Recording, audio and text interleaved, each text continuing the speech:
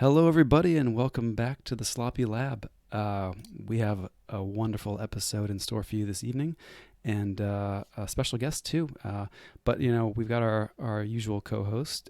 He just got back from a game where he tells me that he floxed 3,457 of them. But will it be enough? I don't know. That is little Q, little D, if you please. Quick Draw 3457. How's it going, Quick Draw? Hey, thank you. That's very important. The capitalization, getting the correct numbers. Much appreciated the attention to detail there. And on your fluxed count, perhaps you could tell us who we have in the lab this evening. Quick draw. Yeah, so we have special guest tonight, Orion, aka Floximal. I'll let him kind of introduce himself and also share your Twitch channel because you have some really great content on Keyforge as well, and we're super excited to have you on this week. Yeah, I am. I'm so excited to be here. It's been a very couple months of sloppy lab work for me, which has been really cool. Getting to be on ABR team with you all and everything. But my name is Orion, like you said, Orion0497. You can leave the numbers off because I made this up when I was playing Star Wars Battlefront, and I wanted to sound like Stormtrooper. There's the origin story. Yeah, it's not good, but it's there.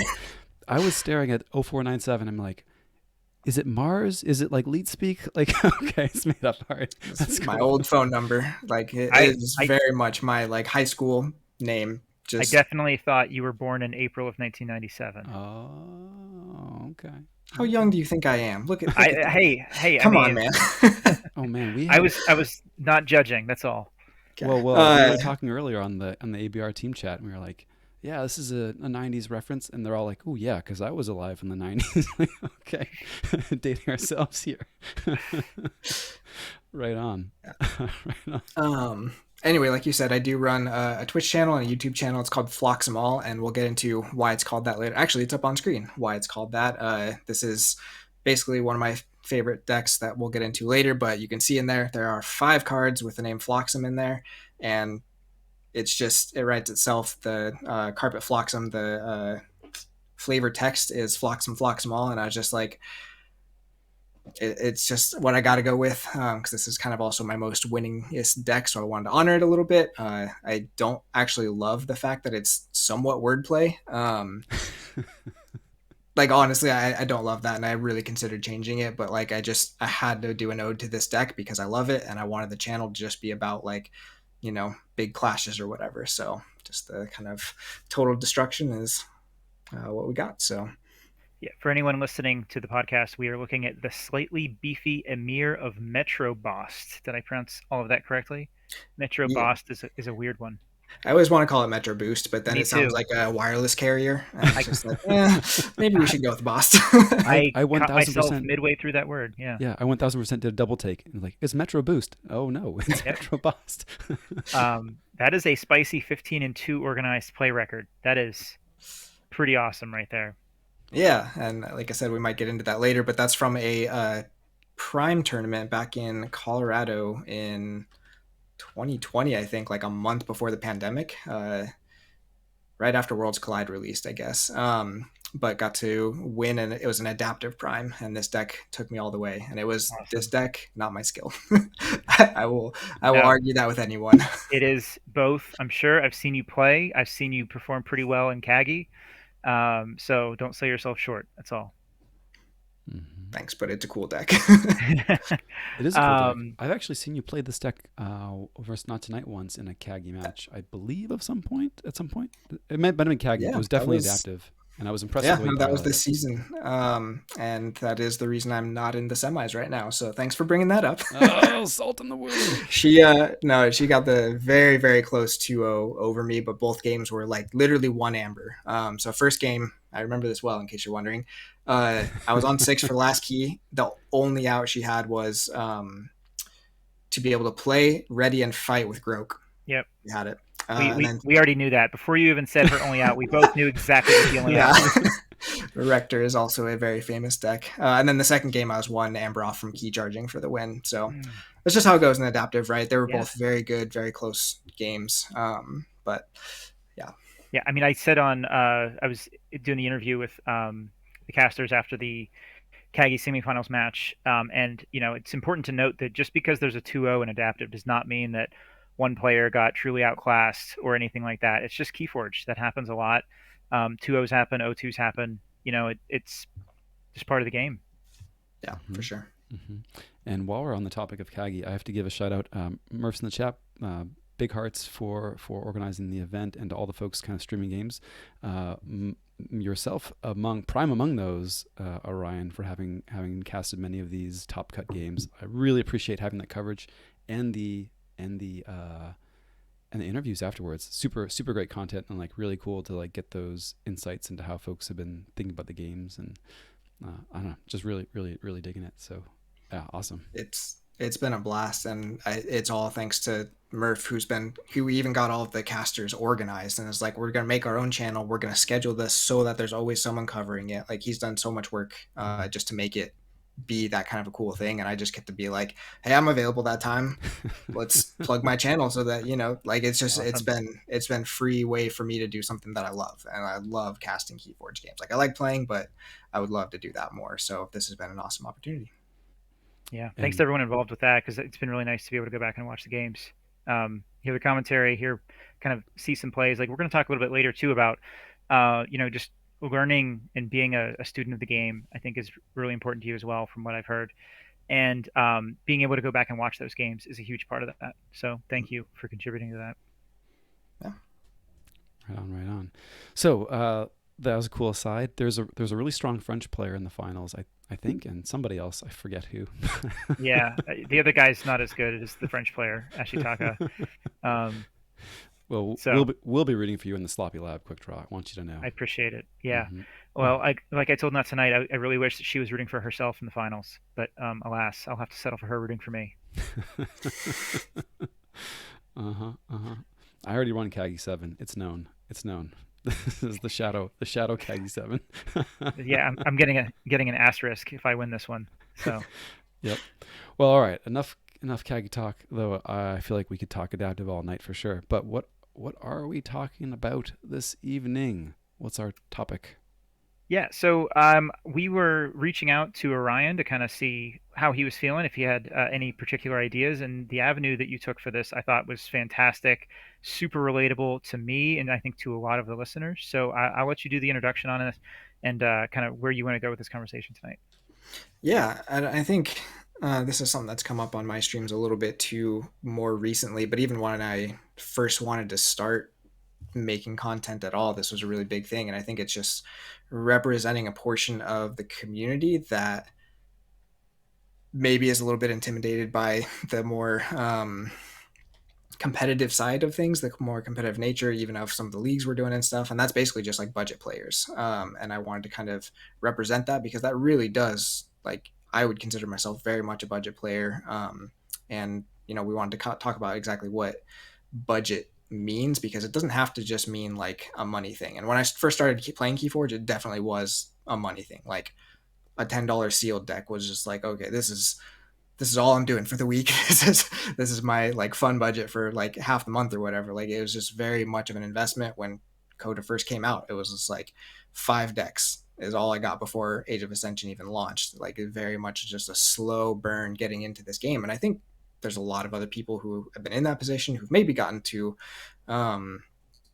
get more out of like the sales and stuff, the Age of Ascension decks that are really cheap now and everything, but are still maybe kind of feel outsized or outclassed by a lot of the more, like, I think you called them, I didn't say this, somebody else said this, but called them whales of the kind of Keyforge community. Yeah, guys like JT Russell, those kind of whales. Shots fired. What's the Shots fired. The Shermans? We'll call them the Shermans, right? I love that. That's great. That's good. I could be a Sherman. I don't know about whale, but I'll be a Sherman. Yeah, I like that too. But yeah, so go ahead. Any Dark Tidings reference is very welcome in this channel. Darn it! I was going to try to avoid those, just to spite you. I love this, and I just want to say that, like, Keyforge, especially when it first came out, I think had this reputation of being like, oh, all you need to do is have the best deck and you win, right? And it's just not true. The more we play it, the more we realize that. And so I really love to talk about this and kind of explore that more about, what other avenues do players have to kind of discover this game that go beyond like that perception that you just buy the best deck and you win. Because there's no deck that exists in Keyforge that will always win, and so is so much more nuance into this game, and I'm can't wait to dive into this with you more to talk about how you can kind of still have fun with the game, but also maybe take advantage of it from a competitive standpoint too. Yeah. Yeah. So I guess. Well, I'm really curious before we get too far in. Like, what would you all consider the whale cutoff to be? I guess I'm trying to really just wrestle with my own like self-perception. JC's having an existential crisis live on air. Everybody, come on, guys. I used to make a game out of this. So this is why it's so relatable to me. Is like I used to definitely be a similar type of player, Orion. Like I was very much aware of like how much money I was spending in the game. I have played CCGs in the past, and I just wanted to be very careful about not falling into that trap again of just spending all of my budget on a card game again. I wanted to enjoy the game for what it was, but I also didn't want to, spend a ton of money on it. And I made a game out of it by like only finding value decks like under $50. Like I never spent 50 on a deck for at least 2 years after I started playing. Um, I would just talk with a lot of people online. I would try to do some trades and always, obviously you're trying to like trade up a little bit. I sold a lot of decks that I opened. So if I opened something after a set came out and it wasn't quite my style, like I would often try to sell those, and I kept track of my budget by saying like I've sold this many decks for this much money, so I have this much money to spend on other ones, and try to like kind of work my way up that way. But I've since slipped, we'll say, and I've moved out of that budget approach to it, for better or for worse. But I'm still enjoying the game, and I think it's important to know that like not everyone has to ever move out of that territory. Like you can still have a ton of fun, however you want to manage your budget and whatever kind of budget we're talking about. Yeah, and I think that's something like from the outset that'd be very good for me to say is I have like no problems. I have nothing against the people who have gone into the game more than I have, who have invested more into it than I have. Like it's a game. If you enjoy it, if you got the budget for it, if you got the time, then go for it. Like I love this game. There are parts of me where it's just like, man, if I didn't have these certain restrictions, I would go crazy. But I do, and some of them are self-imposed. And I think that's one of the things where maybe Justin, you were gonna allude to this, but just like that, money isn't necessarily the only budget that you might have. There can be relational budget. Like if your significant other is just like, look, I know this is important to you, but if I give you too much, it's going to be all you do. And it's just like, I know personally, that's where I would go. Like I could be very addicted to this very quickly. And so my wife is a very good balance for me of just like, maybe you just don't need any more decks right now. Like, and that's good. That's a very like healthy thing in my life. Doesn't have to be where everyone's at again. There's the emotional side of it where it's just like, I'm also very sentimental. Like I'm a sap. I'm a cheesy person, but I get very attached to these decks, even if they're like really bad, like Age of Ascension decks or whatever. Like they all have that kind of personality and story to them. And I want to enjoy that rather than just always grabbing for these other kind of like decks that I didn't open. I don't have that kind of relationship or practice with. They just might be better, I definitely used to have like I used to rip open displays. Like when I got them, like especially around set release, I would just rip open the display, and then I would find this like sort of emptiness if I didn't find a deck that was like highly rated or something like that. And then I just found that I enjoyed it more if I just slowly open them. And you save money that way. You can just enjoy the decks that you get and like try to make sure you play as many of them or all of them as you can. And it just stretches that like enjoyment over time of being able to not worry about like just finding the best deck you can find, but just enjoying the game for what it is. Mm-hmm. Yeah, and even like I think the $20 Amazon Age of Ascension displays are like the best example of that, right? Because man, you could buy 5 of those displays, so 60 decks, and you could just tear through them so fast. But like I know for me, if I did that, like what am I even looking for? Because I'm not like the odds of finding a competitive deck in that are so low. And so like last summer, I don't know if I started this before or after the fire sale, but like it was when I first was just like, okay, I'm just going to start growing my collection because we don't know when the next set is coming out or anything. So I just bought one of those displays, but I was just like, I know I bought these for really cheap, but I still like I want it to be worth the money. So I'm going to Totally. play them. And so I just was like, I'm going to play 5 games with every deck I open. And I've done that with my entire collection now. And I've had so much fun. Like the amount of unfun decks I've found is like one. And it's a DT deck. I knew And you were going that to is say the it. only reason why I I will knew it. not say I love some of my DT decks. But my least fun deck that I have owned out of all of them, and I have played all of them, is a DT deck. I bet I could find something fun about that DT You've deck for played you. every deck you own. That is I have. impressive. That's really good. And can I ask you, since we're kind of delving the depths of our souls, how many decks do you have in your collection right now? I am at 189, and I've been playing since day one, since the game launched. And I think I was doing the math the other day, but at least 4 displays worth of that is just the cheap AOA stuff. Like most of that is Age of Ascension. I did get some stuff from the fire sale, but even that is just like a display and a half or so of Worlds Collide, and then same of Mass Mutation. I didn't go super crazy with those because again, I knew I was gonna have to play them all. Yeah. So And you also said to us earlier that you've only ever bought one deck on the secondary market. Is that right? yeah, And also a it was cheap not a AOA deck. competitive deck, right? Yeah. Let's talk it's about a that. Like, it's a stupid deck. I don't even know. Like I this is one of the things I actually put on our notes because it's something I really struggle with. I have actually looked on the secondary market many times to try and find like a competitive deck or just something that like I like. It doesn't even have to be good, like something in the 70s or whatever that has a combo.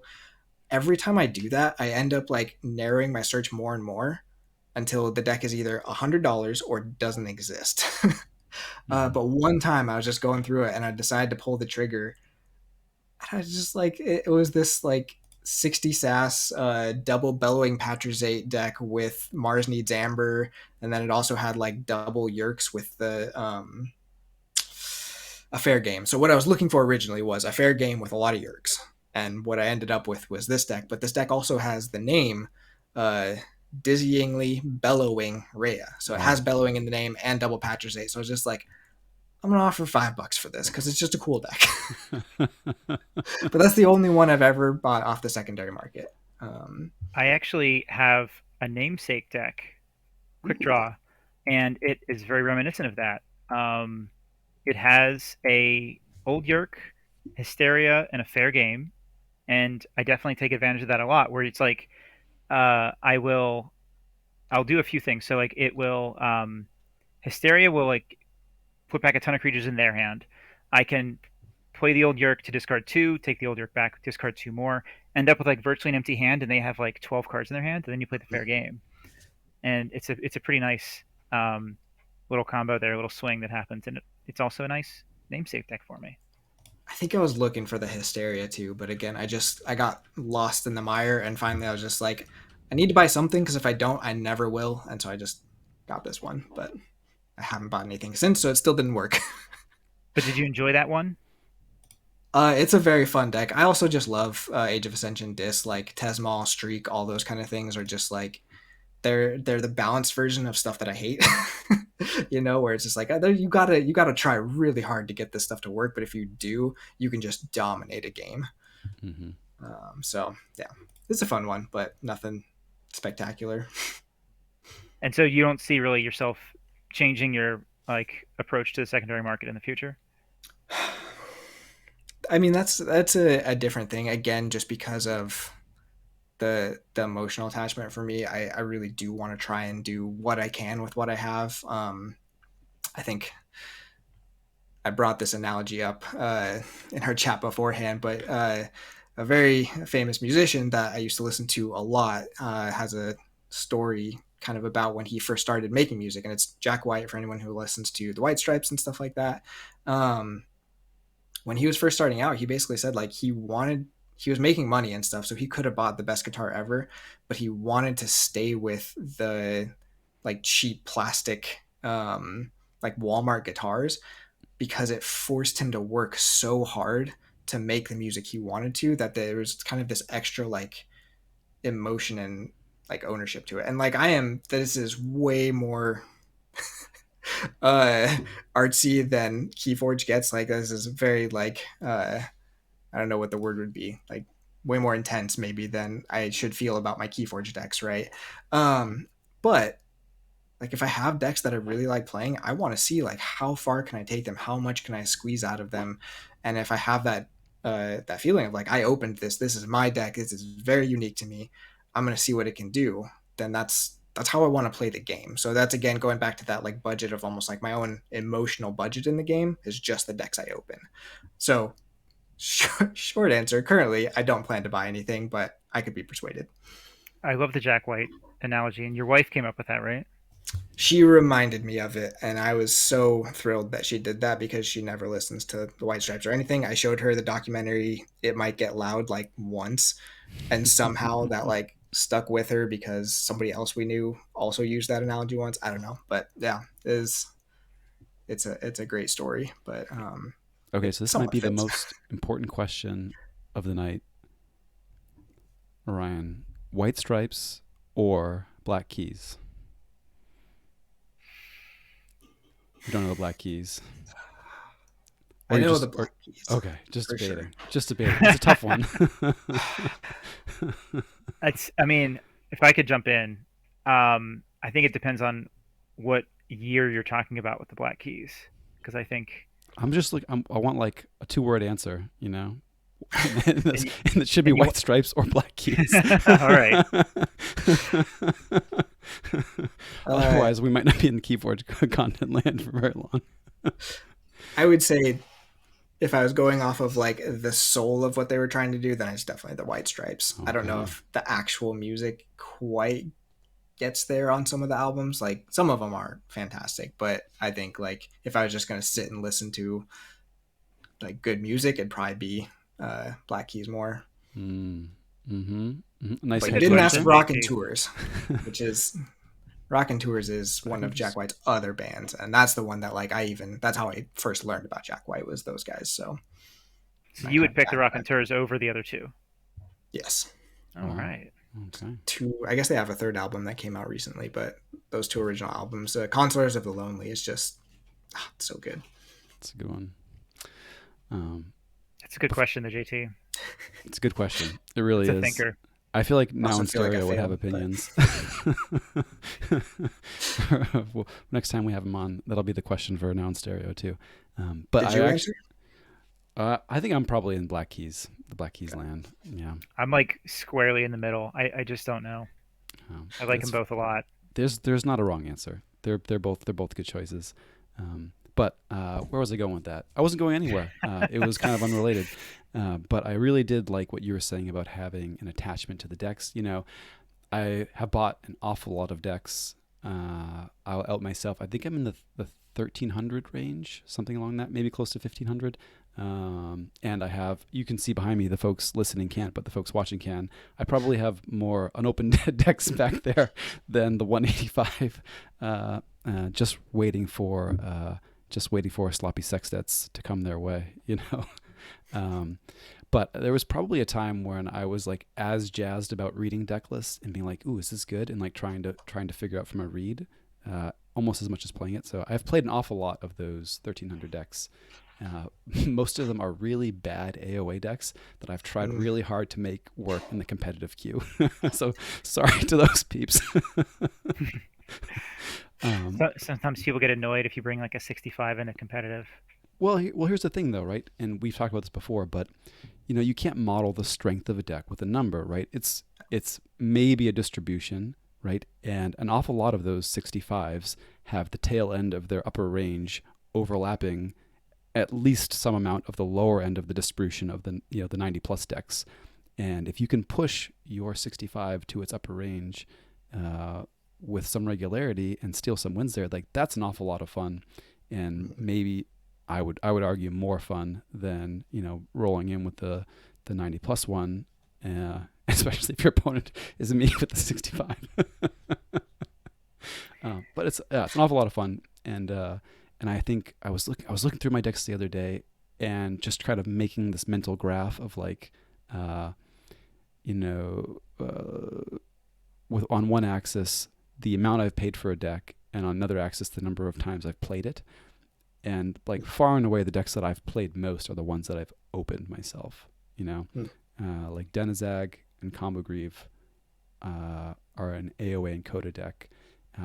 Denizag is, you know, a pretty horrid looking, I want to say 67 AOA deck, but I get awful lot of games with it. It's like a great deck for adaptive, Newton, you know, all the fun, really, really sweaty formats, and Combo Grieve is just a really heisty Coda spiciness. But that's my NKFL lineup. I have actually a few that I've opened in my NKFL lineup. How many in your NKFL lineup, Orion, did you open? I would assume all 6 of them. Yep, all 6 of them. Bellowing Rhea was not quite not quite good enough to make it in there. I was going to try and think of how many of them I opened from the fire sale, and I think the fire sale is what pushed me over the edge to feel like I could get into something like NKFL, because it was very intimidating, and I think there's a lot of things that intimidate me in the position I'm in. But I was able to open some things that, like, honestly, now the ones that I initially opened and thought were going to be the best in that, I'm not using as many of. But it helped me get over that, like, fear of, like, I have to have 6 amazing decks. Mm-hmm. And I think that's, I don't know if we're getting into that now or not. That was one of the big things that was like a big eye opener for me, was playing. I would love to talk about that. Like, you know, as a budget player, or as a player who doesn't have many decks, or a player who is intimidated by these kind of formats, where you see like a lot of people posting their lineups and stuff like that. They have like all this stuff in the 80s, some stuff in the 90s. Like, how do you convince yourself to say, like, you know, I'm just going to take the leap and I'm going to give it a shot? Well, I think one of the things that happened was I just saw a lot of people doing it. Like, there was starting to be a lot more streams. They started letting in all the US players to the NKFL. And, like, I think the NKFL itself is a format that, when you first see it, it does look like, oh, this is a guy with 690 SAS decks. I'm not touching that.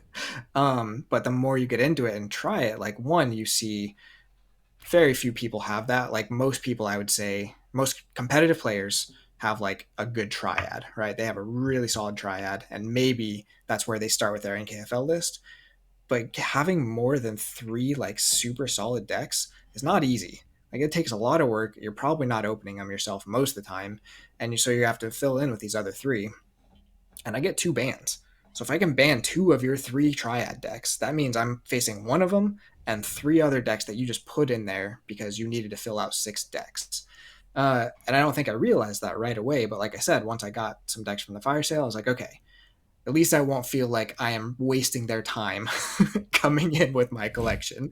And what's really funny is my first season, I didn't do that well. Like, I was in bronze, and I think I stayed about middle of the pack. Like, I was maybe like 6-6 or whatever. I don't remember what the scores were or whatever, but so many people joined the NKFL the next season that I got bumped to silver anyways, and I was petrified.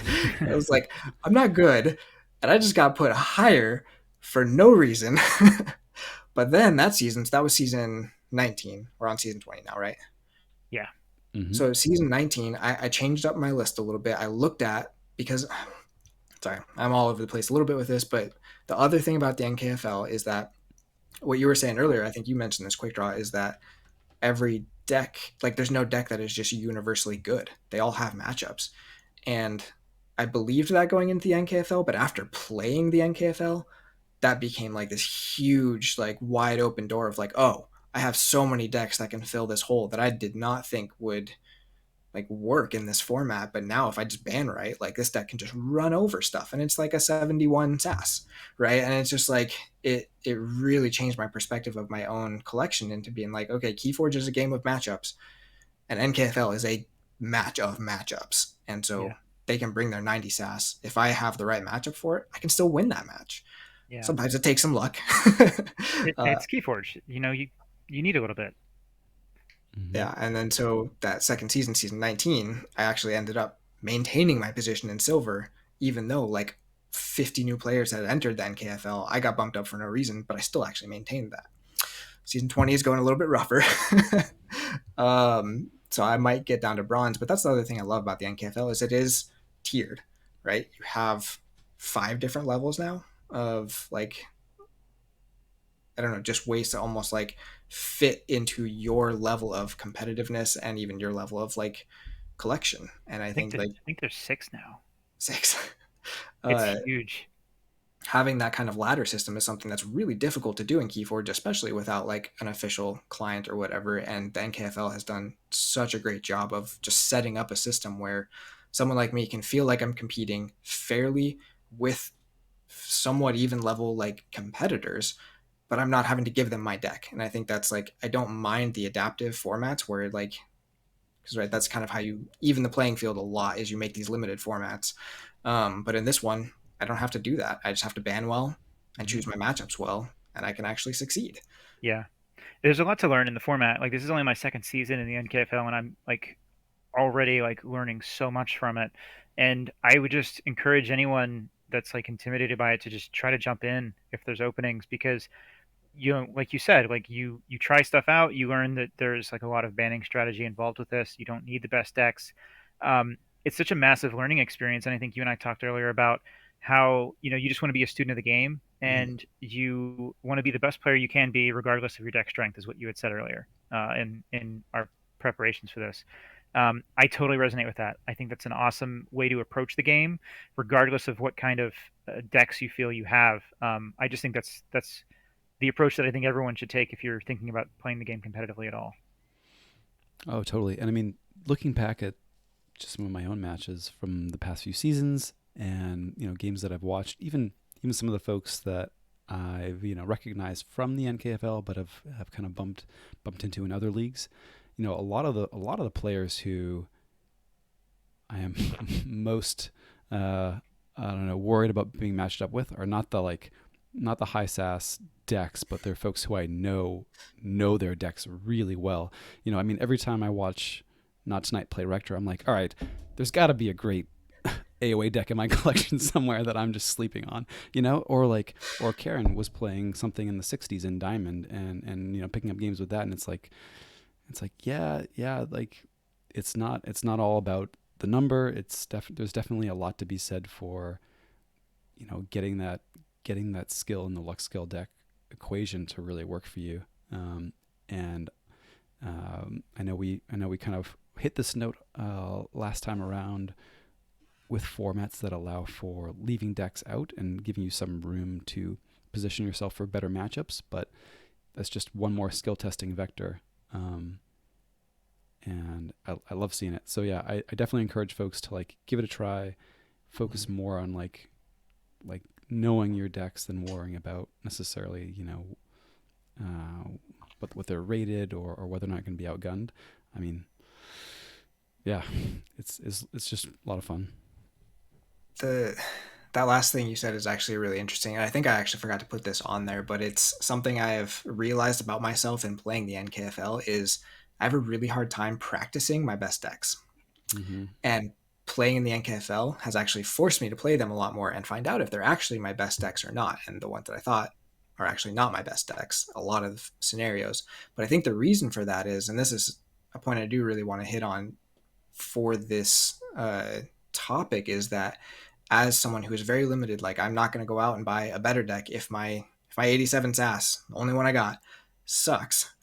I'm not going to go buy a better one. Like I'm either going to go find something else in my collection or I'm going to stop playing. But like that fear of it losing makes me not play it because as soon as I play Mm, it and lose, then I'm going to think, oh, this is actually a bad deck, instead of thinking, well, I just need to play it more or it just needs the right Yeah, matchup. I Like that totally is, relate to that too. This is crazy. Like oh, it kills me. I get anxiety for playing my best decks in casual games because I'm just like, I don't want to lose with this. It would No. make me feel really bad. But you're right. Like playing in a competitive scene like that forces me to play it and learn it. I wish I learned it before I got there, but it's a great excuse to play it anyway. Like, just yeah, just to not be afraid and just to test it out there and just see what you have. So like you and your deck, just see what they have up against better competition. Yeah. And then the opposite side of that is if you do end up bringing a deck in that like you really like, but you don't think is great, you get a couple of those good matchups and you win with it, and you're just like, oh, this is actually an awesome deck and it can actually do stuff. Especially if you like learn to play it well. Yeah. Yeah, yeah. So Totally. And you're kind of teeing me up here. I don't think it was intentional, but I had a season right after the fire sale. I was actually moving and didn't have all of my usual decks with me. I had just the fire sale decks with me. Um, so I was like, you know what, this is going to be fun. And to Sizel's credit, they said, hey, play the same lineup if from last season, and that's fine, no big deal. But I was like, nah, you know what, this is gonna be a fun challenge. I'm gonna just pick from the fire sale decks, and all right, I will say I opened some really good decks in the fire sale. I forget how many boxes it was. It was like maybe somewhere between 3 and 12. But no, just kidding. I think it was like, So it was 12. I think it was like four, Cases. maybe six. Yeah.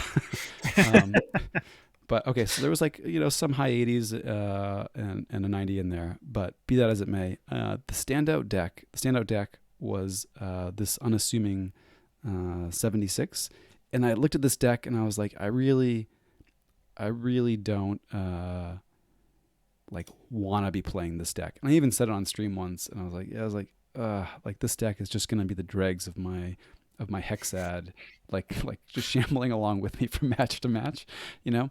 But halfway through the season, I started playing it, and I was like, this is actually like should have been the deck that held the whole lineup together, just because of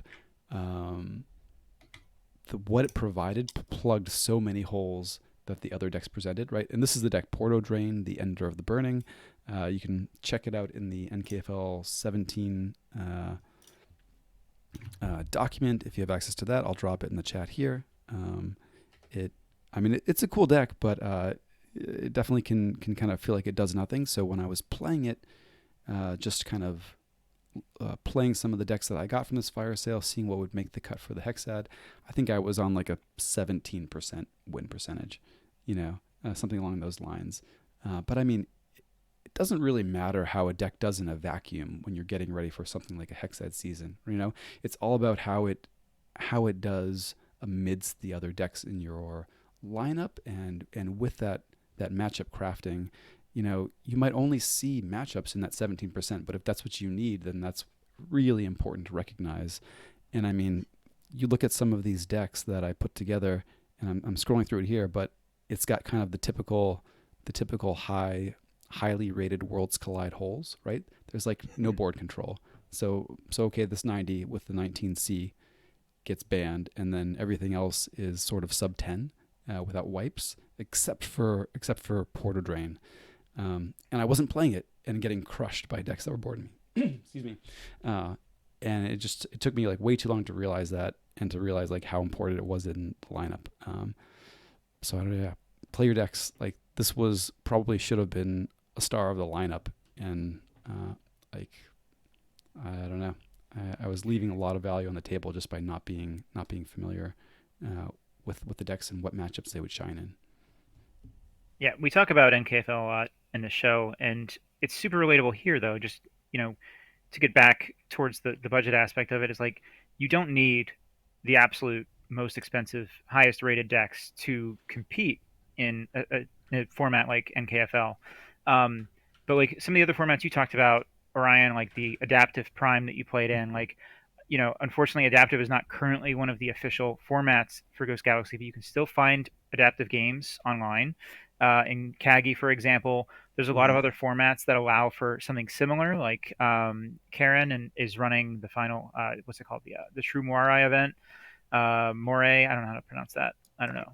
I think everyone has a different pronunciation, but like those kind of formats are also pretty good for this stuff. And there's a lot of opportunities out there for these limited formats, and I would encourage people to take advantage of it.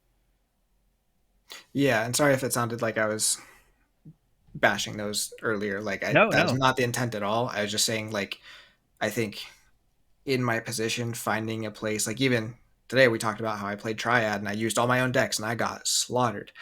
In my position, it's very hard to find a format where I can just bring my decks and just play my decks and do well. Mm-hmm. And NKFL has surprised me a lot. And Yeah. I want, there's other reasons why you wouldn't do it NKFL. Like it's a very big time commitment. It can be very tough, but like I want people to just think through like, hey, just try it because you might be really surprised, like I was. Yeah. But I love the other ones like Adaptive and Morai and all those too. Like they're very awesome and very skill testing.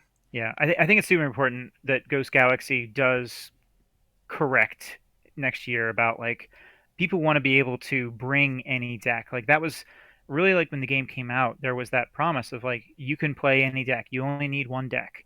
And then when your competitive formats are all about like you have to bring the best deck possible or that you own, it doesn't, it's not really fulfilling that original promise. And so Mhm. I really hope Adaptive comes back. I know like some of the concerns they had is like it's a best of three, so it takes too long. People don't like handing their deck to someone else, but like there are ways around these concerns, and I think Adaptive. I really hope it comes back. It's very Mhm. popular with a lot of people, and it really does like fit that original kind of like I don't know what to call it, like a not a promise so much as like a you know the way the game was marketed is like you only need one deck, and it's a great format to just kind of keep that going. Yeah, and just the spirit of the game, right? Where it's just like you want that to kind of be that almost like Yu-Gi-Oh moment of just like this is totally unique to me and I am gonna beat you with it and I'm gonna beat it because I know it so well. Like I don't know, there's a really cool like no other game can do that, right? Like it's so unique to Keyforge. Yeah. Mhm. That's really cool. Yeah, you mentioned Triad. You had a tough ABR match in Triad. Triad is not as good as Hexad for this kind of like Mhm. mitigation. It's still not bad. It's probably a little bit better than Archon, because you kind of create this as I call it a mini meta, where you bring three decks that have different strengths, maybe different weaknesses. You see what your opponents have, and you try to just angle your matchups in a way that allows you. And that just rewards you from knowing your deck's matchups, your strengths and weaknesses. And it doesn't necessarily mean that you need to have, you know, three better decks than your opponent or even two better decks than your opponent. Mhm. Yeah, I think Triad is probably the least forgiving format out there. Like True Triad, OG Triad is the least forgiving format. I love Hexad. I love Best of One Triad as ways to showcase good decks, but leaving room um, for some toolkitting. I don't know how you want to call it, but leaving room for you to like create some value from decks that aren't just like pure heat and have to stand alone in an Archon solo setting, but can like contribute to a whole of a larger lineup. Um, we had I have to I almost cracked up at they might eat my deck from the chat talking about handing your deck over to an opponent for reversal. You have to watch that. If I ever see Murph in a in an actual IRL adaptive tournament, I'm gonna like spray my sleeves with like bitter cherry, you know, what you like spray for dogs so they won't chew stuff, just for you, Murph. But we also had an interesting question too, like these formats do lend themselves to analysis paralysis, right? Like you can look at six decks and just be like, oh, this is like I can't even like no thank you. Um, and I will tell you that the season of NKFL that I did the absolute worst, before every match, I made a spreadsheet with my six decks going down in a column and their six decks going down in a row, and tried to estimate every of the potential matchups, all 36 matchups, and I filled in a lot of squares on a spreadsheet for each round, and did terribly, terribly, and now it's like I don't know. I will look at it beforehand, but I think your gut reactions are usually going to be pretty good if you know your decks well, kind of like what you all are saying, and you can also bring lineups, you know, lean into kind of this matchup crafting nature that lend themselves to easier banning decisions, right? Like in my NKFL lineup, I have two or three decks that can really generate a runaway board state. And so if I see that you've got only one board wipe, right? Like, okay, that's an easy ban. I'm going to set myself up for one, maybe two good matchups, right? Same for artifact control. I have a few decks that have very potent artifacts, and if I only see, you know, one or two decks with hard R, it's also kind of an easy direction to lean into for banning, and now I'm left with kind of a strategy to work with, and not having to think too much about like, okay, between these two, they both look good, but which one's better? If your kind of lineup is constructed in a way to lean into some of those holes when you see them, then you can be left with some easier decisions. Yeah. Yeah, that's kind of some of the stuff that I learned in my first season too. Is like I was very I was very weak to hard artifact control and scaling amber control, and so then for the next season, I just kind of tried to adapt my lineup in a way that wasn't just going to be like super weak to that stuff. And so you play more, you learn, and it gets easier. And even though my collection got bigger from season to season, I still felt like I understand the game better from those, and that's I think super important. Yeah, it's interesting coming at that from my angle because I've had to learn some of that too, and like I think the learning how to just ban something very like fairly broadly, like banning the same kind of things every time, helps a lot. So like last season, that's kind of what I did, and I'll put this deck in the chat here. So my first season, like I said, didn't go very well, and then second season, like I was just expecting to get rolled over, but I was just like, I'm gonna try bringing this deck because I think it can catch some people off guard if they don't have artifact control. And then I started seeing multiple lineups that only had like 2 or 3 decks with artifact control, and I was like, well, let's just try banning them and see if this can steal some wins. And then this deck just ended up doing like 5-1 on the season because I was able to ban that like every time. And again, it's just 71 mass mutation deck, but it has like this lineup of artifacts that's like an engine builder. And if you get them all down, you don't beat this deck. If you can win before they're all down, then you're fine. But if you don't deal with them, it's really, really gross, and it's a really fun deck to play. But that's what I started doing. It's just like, all right, this one's got 2 Reclaim by Nature. That's my first ban. This one's got a Poltergeist. That's my second ban. I'm going to hope they play their other deck with artifact control in the first 2. And if they do, then I'm playing this game 3. And Yeah, lots of game 3s I won just because they did not have an answer to this deck, like the Eaton's Jar. If they don't have artifact control against an Eaton's Jar, it's like, oh, there's a nice 3 Ronnies you got. Too bad they're dead in your hand now. yeah, Um, that's a great strategy, and it's a great approach to it too. Like this is a pretty unassuming deck, but you've been able to kind of take it and make it a force to be reckoned with in this lineup against a bunch of decks that are in the 80s, just based on knowing the matchups, knowing the cards that are important, and just kind of being smarter about the game and your approach to it. yeah, it has some other weaknesses, but that season it was really a star, and it was really exciting to do that because it was one that was really cool when I opened, and then I just put it on the shelf for a while, and I was like, let's give it a try, and then it really shined. But the other side of that, and this is, I think, maybe if this question was based on what Ketzer was saying in the chat, what's happening to me this season is I know what decks my opponent is going to ban every time, and like I don't think I tried to do that. I don't think I tried to have like a ban bait or whatever, but it kind of just like worked out that way that it's just like, okay, I know they're going to ban this on the first one. So that means I always get to choose one of these 2 other decks to save. And I know they're just going to ban the other one. So now it's basically like I'm only playing with 4 decks every round, and I only have to choose which one I'm not going to play in the matchup. And that's actually made it easier. It's not Yeah, ideal because you're not necessarily like pushing your opponent to make more mistakes by banning the wrong ones, but it has made it easier to just be like, okay, these are the 4 decks that I know I'm playing, and some of them are unassuming and really doing well. So that's that's not a another bad thing thing with either, that. though. Like to say that you only have those 4 decks, but like going into your first ban, knowing what they're going to ban from you is, it's not necessarily bad. Like you have that information and that knowledge, and that can help influence the matchups you're trying to create too, as well in your ban. Yeah. It's a different approach if you have like 2 things that are both around the same size. They both look just as intimidating, and you don't know what your opponent's going to do, and they often will surprise you. But if you have one that stands out, like you feel good about, like, hey, I finally got this great deck. It's going to go in my NKFL, and you never play it because it's always banned. I mean, there's some downside to that too, but at the same time, you have that knowledge that you know just play into it. Like use that to your advantage. Yeah. Our teammate Crusader has the strategy of always banning the deck with the most hearts. Yep, It's just, which is pretty good strategy. it's a really good strategy. You like invariably end up banning the secondary market purchases for better or worse. And then for Crusaders, to help him out, whenever he goes up against the mirror match, I like to heart his bad decks and not heart his good decks, just so. Oh, you're so evil.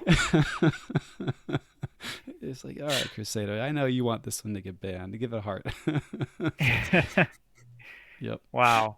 Um, the things I learn about you on this show, JT. There's always That's another wicked. level. Just when you think I can't next level you, it's like heart in the bad decks. Okay, pulling out all the tricks. Yeah. All right. So Orion, I would really like to know, like, if there's any similar budget type players listening or watching, like, what would be your, like, your main bullet points, like your main high levels that you would tell them to try to convince them to not be so intimidated by the game, or like how to enjoy the game more, anything that, like, kind of a high level thing that you would like them to know. um, I think actually something you were saying earlier, JT, is one of my first things, and that's just like play your deck anyways. Like that was one of the big things I learned that summer, just like opening AOA after AOA and playing them. Even in the casual queue, you'd still come up against some like really good decks, and I got so surprised at some of the matchups I won. Now it doesn't mean that those decks are now in my NKFL lineup. Like it was a 55 AOA deck, but the Broadnar just punched the crap out of that mass mutation board, and I was able to win with it. Like it doesn't happen every time, but like you'd never know that interaction even exists. That AOA actually has a really good matchup at times against mass mutation just because it can control the board that way. And it's really hard to even have that confidence in like a deck like Rector without having played it. So I mean that's still the biggest thing is just play your decks, try to have fun with them, and don't get intimidated by like the crazy SAS differentials, because just try to win. See what it takes to win with all those, and like you said, try to be a student of the game and squeeze every last ounce of uh like do everything in your power to win, even though the matchup looks impossible. And you'll learn, but you also learn about your decks and your playstyle, and like you can grow your confidence in some of those things. But I think on the other side of that, don't worry about losing. Like even today, what we were saying with the triad thing, it's very easy for me to lose a triad like that and think my collection is just not good enough. And so I will just never win a triad. And so it's like, well, there's so many other things I could learn from that triad match that were not related to the decks that I chose. They could have been the deck that I banned. It could have been the way that I chose the wrong one first. It could have been how I played the first matchup wrong. Like there's so many other things to learn from losing and from playing against really good, really high level players and really high level decks. Like those exist. You're going to see them, learn how to beat them. And if the cards don't go your way, that's Keyforge. There's going to be randomness there. Just, you got to learn from it and move on. Right.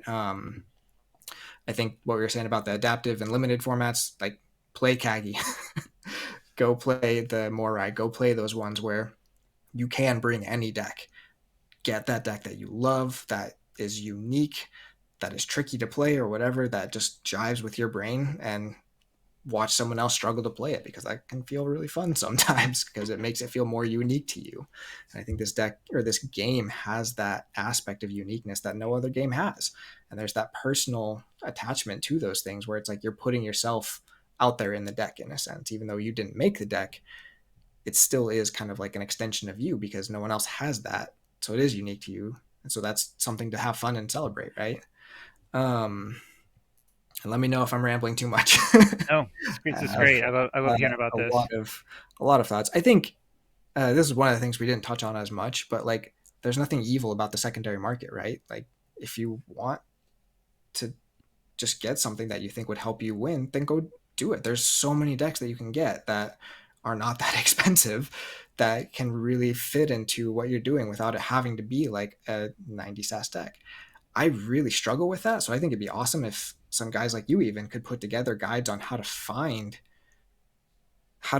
those like mid 70s decks that are not going to like break the bank, that are, kind of the, I don't know, fit into a budget player's thing without it being like super intimidating or whatever, because I really struggle with that. I would not know what deck to buy right now if I tried.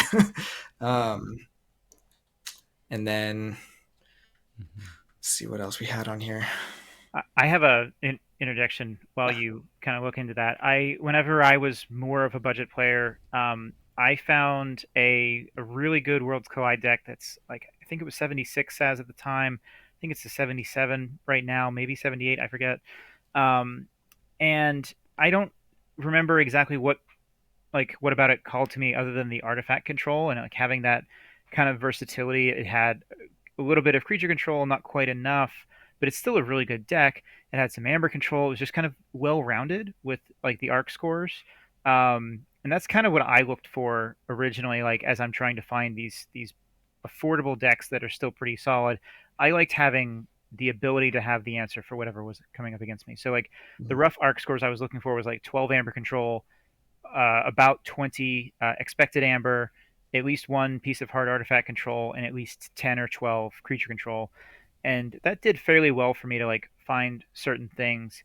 I think as you get into the higher power decks, though, like the more expensive stuff too, you can kind of relax on some of that stuff, especially artifact Mhm. control, because your deck's going to do enough other things really well that it doesn't really like need the artifact control. I used to really think I needed artifact control in every single deck, and then when I started playing some decks that were like much stronger, I realized, oh, like this can win in ways despite whatever artifacts the opponent has. And so, um, but if you're looking in that range, and you want to be competitive, I think like looking at the arc score is probably a better way to me of finding, potent decks, bang for the buck, than just looking at the SAS score. Mhm. Hmm.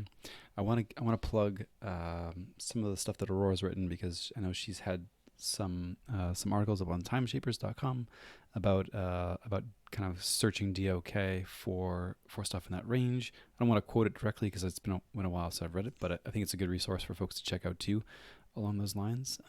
But definitely want to echo what you were saying, Quick Draw, about yeah, don't worry about the number. The arc scores are probably a better guide if you're trying to home in on something.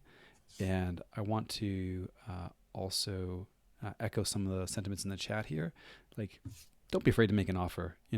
Like I've Mhm. sent an awful lot of offers for decks that had no price listed, and they're rejected. I'm like, all right, moving on. like okay, um, but yeah, just you can look at a deck, and especially if there's no price listed, I wouldn't worry about what they think it's worth, what you think it's worth. They don't know because they didn't put a price, so they can't be mad about any offer that you submit. So think about what you're comfortable paying for it, what makes sense for you and your and whatever budget means to you. And if you're happy with a number, then send it along. And if they say no, then now you know. Um, I joke with Zoc from Data Force Stream that I watch his Fresh Marks segment and then the next morning when I wake up and then submit some lowball offers to all these decks and like see where the weak links are in the selling market.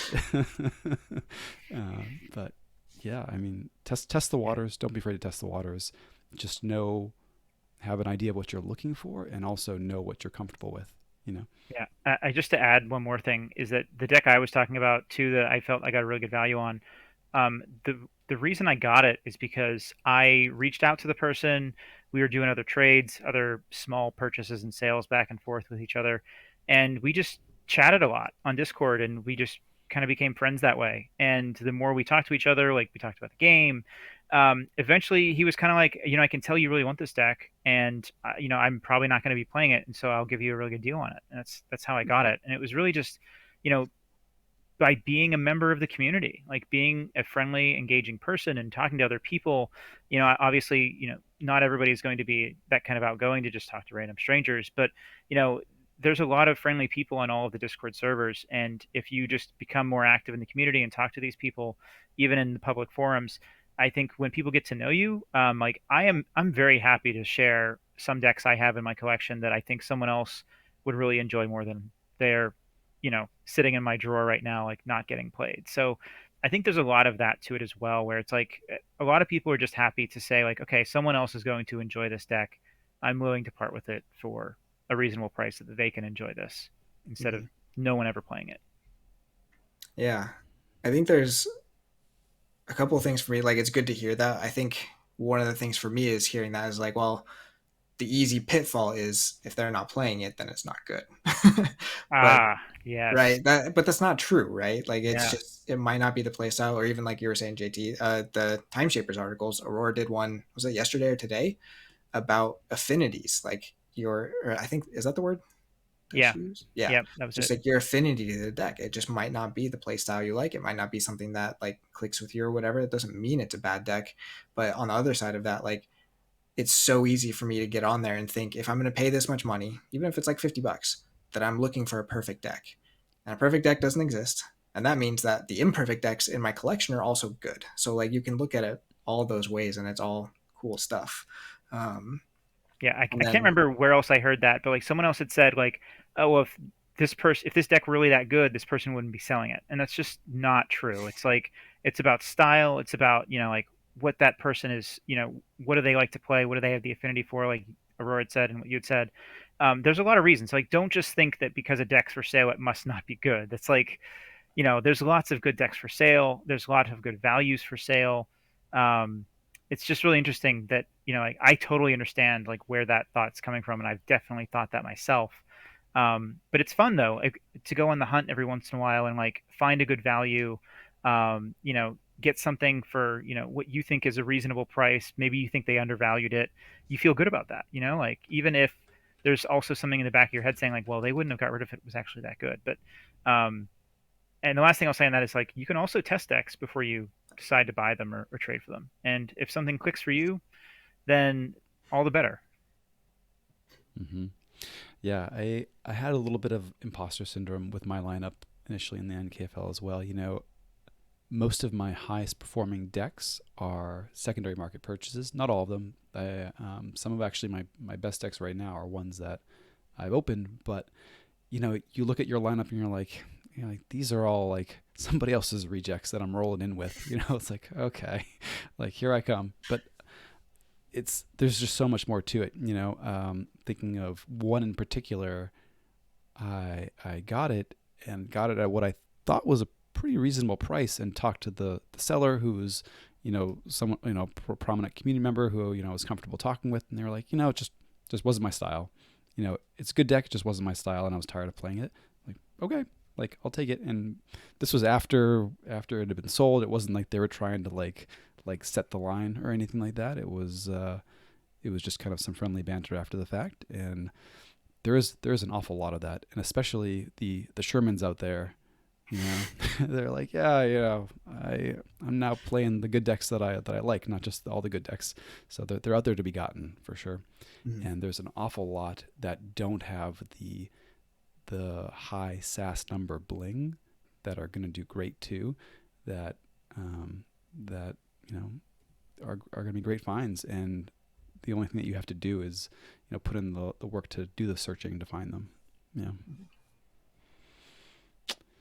Yeah, That's a lot of fun to me. It's like the search. a lot of fun. How much time we spend on dexofkeyforge.com. I mean, it's insane. I'm going to show you two Gully decks real quick. Combo Grieve of the Seasonal Gully. No, Combo Grieve, he who slices the Gully. And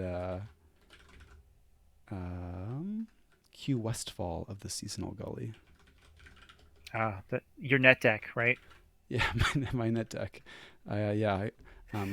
So Combo Grief, he who slices the Gully, an 82 SAS deck from Coda, 15 Amber Control, 33 expected Amber, so expecting lots of Amber, 11 Creature Control, and 1 on the Artifact Control, versus Q Westfall, which has 12 Amber Control, 31 expected Amber, 12 Creature Control, and 3.5 on the Artifact Control. Like these could be doppelgangers. Like 23 printed Amber from Westfall, 21 on Combo Grieve. In a lot of ways, they play out like very similarly, and one got the eye-catching number and the other didn't, and they both hold up really well. So I mean, they're out there for sure. Yeah, especially Orion. in DT. Indeed. Well, I was also going to say that like if you're looking on the secondary market, right as soon as the set comes out is like the worst time I think to to find values, because I think everything at that time, like, Winds of Exchange, actually, we didn't even mention it. Winds of Exchange is literally shipping. As of today, we got the notification from the GameFound campaign. Winds of Exchange on the secondary market is going to be pretty expensive for the next 6 months or so, as people are kind of getting to know the set. They're trying to maybe spend a little bit extra to find something that they think could be underrated or undervalued. But I find personally, as a seller, a secondary market seller, that right after the set comes out is like right when you can get the most money for this stuff. And if you're looking for values, you want to wait for a few, maybe the next release or two afterwards. Like, there's probably some really cheap mass mutation decks available right now that are really strong. They're just not like the 85-90 SAS stuff that has like the flashy number, as JT put it. So if you're looking for values, don't look like immediately upon a set releases, but maybe look a little back. Like, now is probably a good time to find some mass mutation values before Winds of Exchange comes out and kind of spurs the secondary market again. Yeah, that's a really good thought. While we're on the topic, I have a good question from the chat. I guess this will probably be one for Quick Draw and I, but what you think have been the best bargains that you've gotten? Orion has a bargain as one candidate, I guess, on secondary market. It was worth it. It was totally worth it. Definitely. I was just going to give a shout out to Combogrief Cell Warden. I want to say this one very reasonably priced. I'm not playing it this season in the KFL, but it's up there. It'll hang, and I think it was in the like 50 to 75 range. So it wasn't kind of like your pink fraud numbers on price tag, but it wins games in the Hexad, and is just really strong, well rounded. And I think also Lorien. I know Zoc is very fond of the AOA Brobnar suites. We got some Dormanaut Ganger Chieftain stuff, but this was for a song, and just punches really hard. Definitely. I just dropped in the chat what I think is my value deck. It's the one I was just talking about earlier, that I got for a very reasonable price, under $50 for this one. It, for a very long time, was my absolute best deck, and it's one of only 2 decks I own that I've played over 100 times.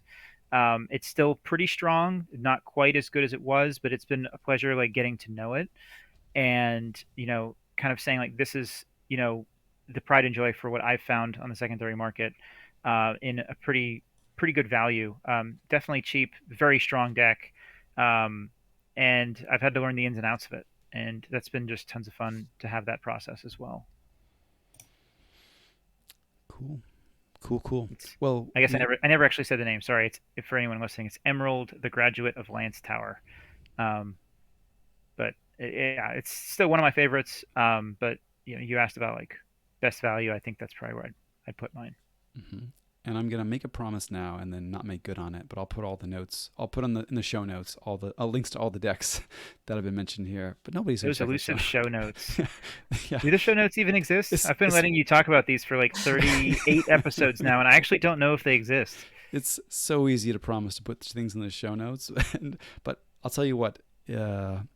I've put them in all the show notes that you've checked. How about that? You're not wrong about that. Yeah.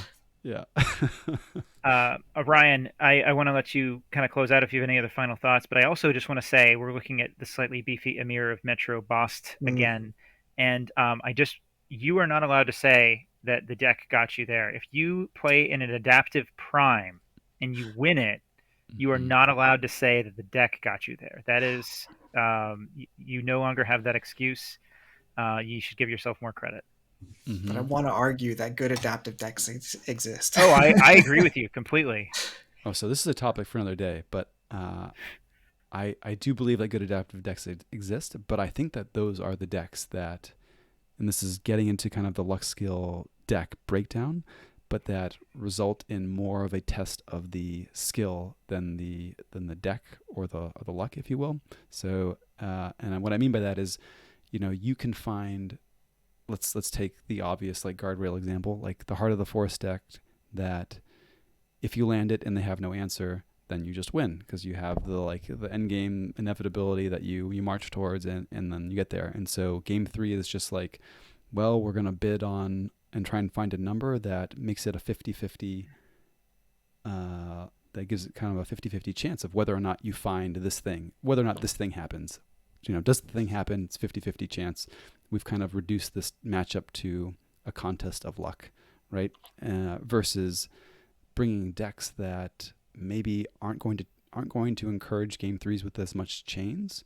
And now all of a sudden our game 3 is an even game, assuming that we've arrived at like the right chain temperament, but it's a contest that's testing more skill than luck, and hopefully you've normalized away the deck discrepancy. But anyway, that was my soapbox moment. But I 100% with you. But I think that if you follow that reasoning and you agree, you would have to then say that the good adaptive decks showcase the skilled players, and that 15-2 number is even more impressive. Well, I will say on the day, it was 8 rounds, which is an argument for them not doing adaptive live again, because that took, oh man, I think it was like 18 hours or something. It was nonsense. It was such a long day. 8 rounds, went 2-0, 5 of them. So wow. I won with Beefy and then was able to beat Beefy in 5 of those 8 rounds. I actually did lose 1 round, which I don't know how that's represented on here. It's kind of funky, but I love this deck so much. It's a great deck, and it was right before Worlds Collide came out. So Worlds Collide, or right when it came out, so Worlds Collide decks weren't viable in that adaptive prime, which I think saved me because this has some much funkier matchups once you get past AOA and Coda. But against AOA and Coda, I knew exactly what this deck could do, and it was a cool day. As far as parting thoughts, I think the only other thing I wanted to mention, this is one of the things I said before we started, and this is, again, not my idea. This is more stuff I got from talking to other people in the community, Sith of Angmar especially, is the only other thing for budget players is try to go to these events. Like primes, they don't exist right now, but once there's like leagues and stuff going, but the Vault Tours especially, and try to enter in the main events. Like, go do the Archon or Alliance. You might lose 0-2, but I mean, even what you were saying, JT, like, this community is awesome, and getting to be with that community and play games against like fun people and get to connect with people and network and things like that. And then even if you do lose 0-2, you have Winds of Exchange Shield. You have the adventures. There's not enough talk about those. Those are pretty fun to do, especially with just like your jank decks that you never get to play. So like, again, that's a bigger financial ask for a lot of people. I know that. I hope GG is able to spread stuff out as the like year passes and stuff, but like, don't let your intimidation or your fear that your decks aren't good enough stop you from even trying to compete in one of those, because you might be surprised, and if not, you're still at an event with a bunch of awesome people playing a great game and having a lot of fun. So that was a good thing for me to hear, so I want to pass that on here. Love that. That's great advice. Hoping I can get to one of those Vault Tours in July myself. Same. Well, you might get a chance to try out the slightly beefy Amir of Metrobost in a few minutes after we close out the podcast section of this show, right, JT?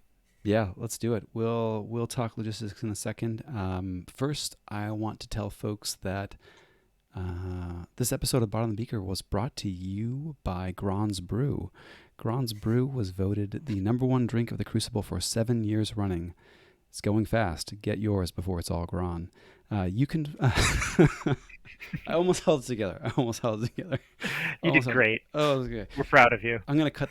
this is another one of those things that you always say you're going to do, but then don't. I'm going to cut that part out when I cracked up. But everybody's listening right now like, he didn't cut it out. Join us... Join us Tuesday evenings, 9:30 Eastern time for live recordings of Bottom of the Beaker. Twitch.tv/sloppylabwork is where you'll find us. Head over to YouTube, search for @sloppylabwork to find archives of our past shows and other streams. For the very best content, scraped from the bottom of the beaker. 57 times distilled. search for Bottom of the Beaker in your podcatcher of choice. You'll find us there. Thanks so much to Orion, a.k.a. Floxamall, for joining us this evening. Thank you, Orion. Thanks so much for having me. It was a blast. Awesome. And Quick Draw, anything to say to the folks getting off at the last audio stop? Well, if you're getting off here, then I just hope you stay sloppy. And if you're not getting off here, then stick around and watch game. Right on, right on. Game time. Game time. Cool. We're going to transition here.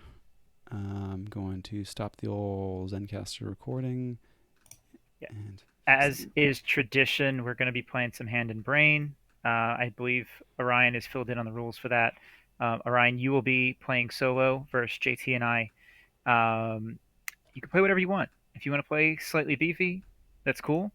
JT and I will play as Hand and Brain. We haven't figured out what we're going to play yet or who's going to be the brain. Probably JT, considering I can't beat him, so it's probably safer to make him the brain. But yeah, is this what you want to play, or you got something else in mind for tonight? You can definitely mix it up on us if you want. I almost think it'd be fun to have you guys play slightly beefy. Oh, I like that. One of the fun things is giving this tricky deck, let's do handing that. it over and watching. I love it. All right, I'll probably get slaughtered because this deck has been betraying me a lot lately, but that's fine. I love it. Can we give you a deck to play? Yeah. Can it be DT? Yes. Oh, we have so many good options. What do you think, JT? You got any ideas? You're the some of the worst options. You're the connoisseur. You're the connoisseur. Should it be a Whirlpool deck? I mean, if we know that we have to play slightly beefy and we want our Floxums to fire, we should probably not choose a Whirlpool deck. Lack of artifact control and slightly beefy is sad. All right, so we won't do a Whirlpool. Whirlpool's, obviously it's tons of fun, but let me see what else I got here. So while I'm looking for something here, Orion, do you have a preference on if JT is the hand or if I am the hand? And remember, the brain is the one that will always choose the house, and the hand will make all the decisions in game. So if you have a preference one way or another. Oh, I don't know if I do. If I had played one of you in Kagi this season, I would try to get my rematch, but let's give Quick Draw some good adaptive practice with playing someone else's deck. And all right. So JT, you can be. Is that brain then? Says the house. Yeah, the brain will choose the house. So I'll play as the hand then. I think so, unless you guys are offended by that choice. I am not. I appreciate that. I'm going to give you. Maybe JT should pick a deck so that I'm not familiar with it as much. Wait. Yeah. Okay. I was curious when this one was. I've not played this one much, but I'm going to give you a beefy deck too. Okay. I am going to start a reversal game on TCO. Oh, I guess we'll do it that way. You're going to play Beefy Princess Finley. Beefy Princess. So this might be unfair though, because my deck is beefy and yours will just be slightly beefy. Well, this one has an evil twin as well. Ooh. It does. All right, so I'm going to play Beefy Princess Finley. I will bring this one. You bring slightly beefy, and then it's already set up for a reversal game. That makes it easier, huh? And I don't know anything about this deck. Never seen it, so I think that should be pretty fair. Did you give me a password for the game, or did I just miss it? Sloppy. It's always sloppy. Stay sloppy. And had some interesting notes from Not Tonight after their adaptive match. I don't know if is a good time to air those, or should we just make you go in? Just make you figure it out on the fly. Notes on what? Sorry. On slightly beefy. Oh no! Let's make me learn on the fly. Okay. Very good. Very good. I do want to hear those afterwards, though, because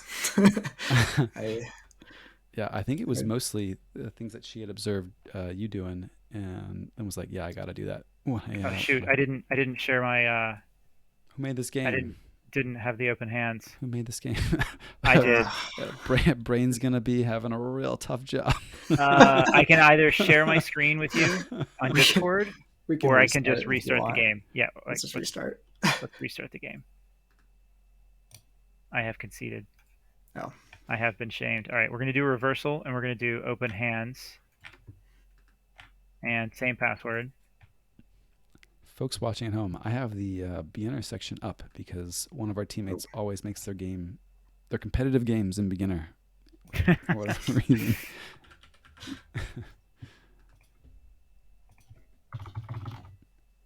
They played an NKFL game today in beginner. Yep. All right, now I think we got it. That's too bad I threw away a hand of 5 Phloxes last game, but no. The question is that actually a good starting hand for that deck or not? I don't even know. All I know about this deck, I think I have seen you play it before, but I saw it in the background of the stream a little bit. I actually don't even know what else is in here. Some really cool Untamed stuff with the Glimmer and the Nepenthe Seed and the Gravid Cycle. All, I think, very skill testing cards. Really like those. Triple Ronnie's always scary. And a lot of pips over in Mars. Ooh, wow. So, JT, you get the option of the mulligan or not as the brain. Ooh. I'm going to keep. All right. This Thalassophobia is very interesting against that recursion. Mm-hmm. Yeah. Get it faster. That's true. Unless you pitch the seed, perhaps. All right, we're going shadows. All right. Gonna go shadows here. And we'll throw out a skeleton key. Call it a turn. Yeah. What do you think about that keep? A soft keep? Good keep? I am a huge fan of mulligans as the first player. Mm-hmm. And so I would have probably thrown that back just for a better split. Mm-hmm.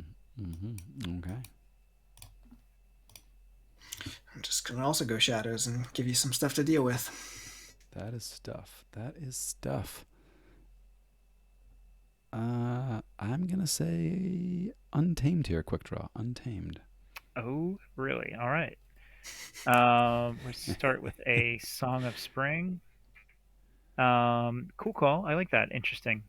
Mm-hmm. Not what I expected. This creature cannot be used unless its controller has discarded a card this turn. So that seems like a good target for Jackie Tar. Nice.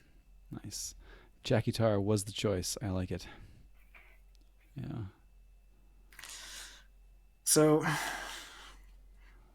does this deck have any way to raise the tide? I feel like we're supposed to be winning him over, JT. We're supposed to give him a deck to make him hate DT more. I might be missing it, but I don't think I see. Interesting. Okay, well, that's just another. That means it would that makes it a good adaptive deck, right? So this is something I could have seen. I think that is correct. I don't see any Tide Raisers in there. Overrated. DOK confirms there are none. The true connoisseurs raise the tide themselves, you know.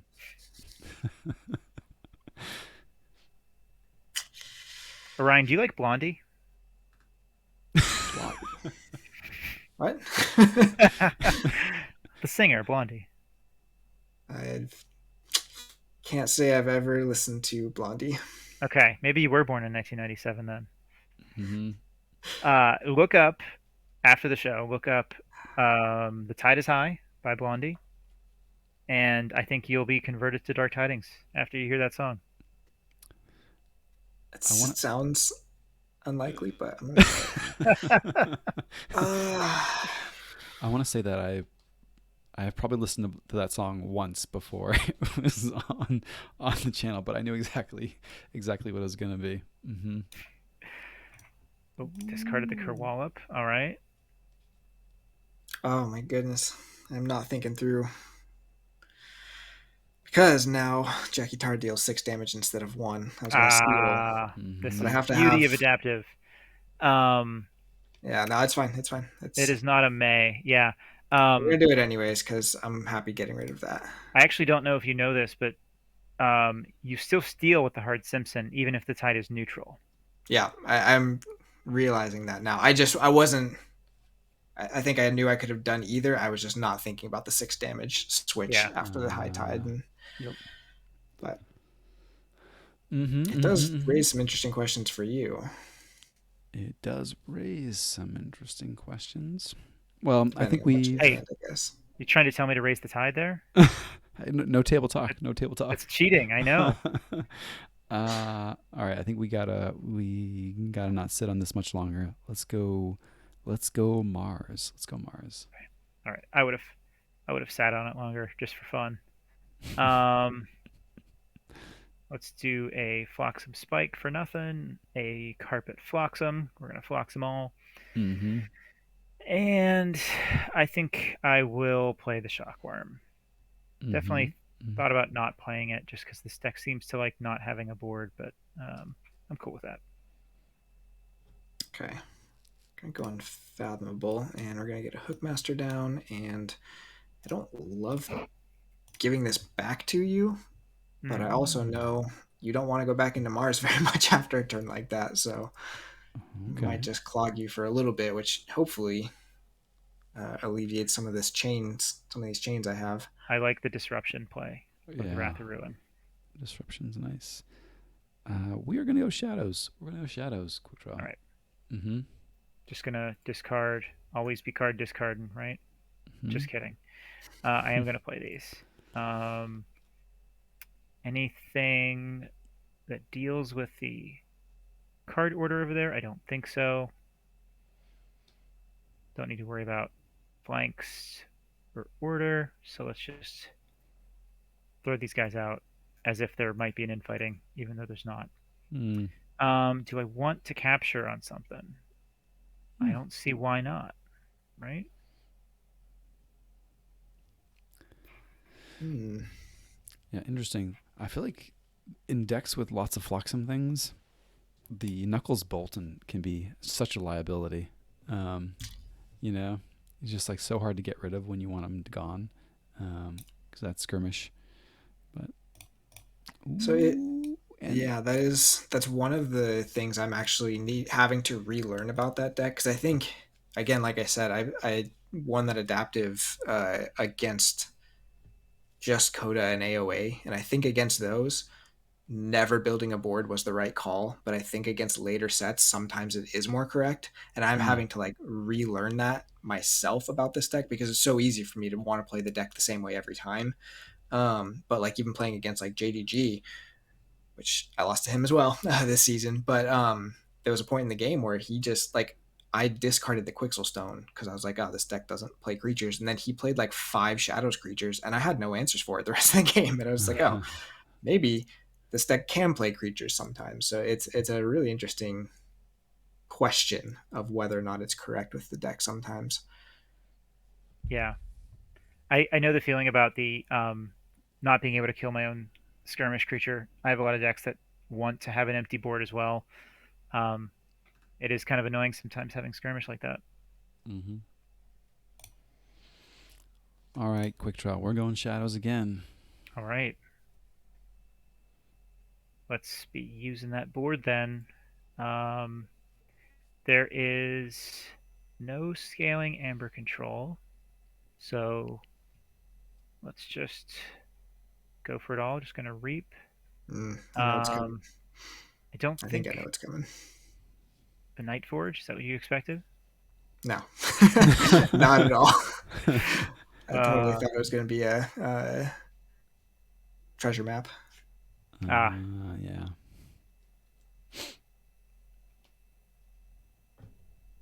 But I think I don't mind.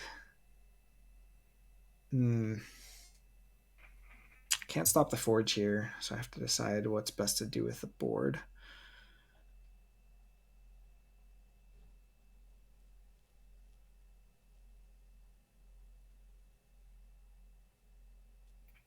I go back into Unfathomable. I'm not sad to get some value out of a Hookmaster while it's on the board. good card. Mm-hmm.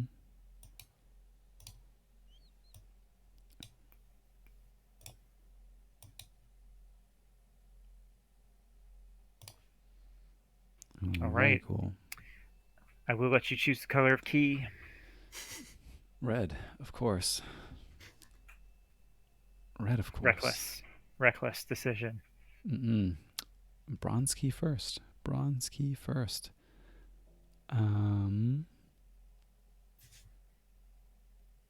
Okay. There is nothing like good old AOA recursion. So let's go Untamed. All right, let's get this party rolling. The 10th seed, I Mm. is the save the pack worth it to destroy one creature? I think so.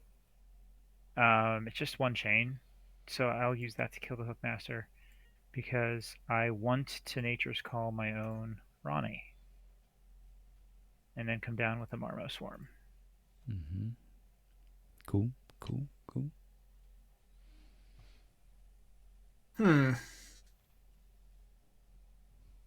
Yeah, find some momentum here, but I don't mind these creatures being out now, so we're just gonna go with it and get some extra value off of a Triska because there's no creatures down.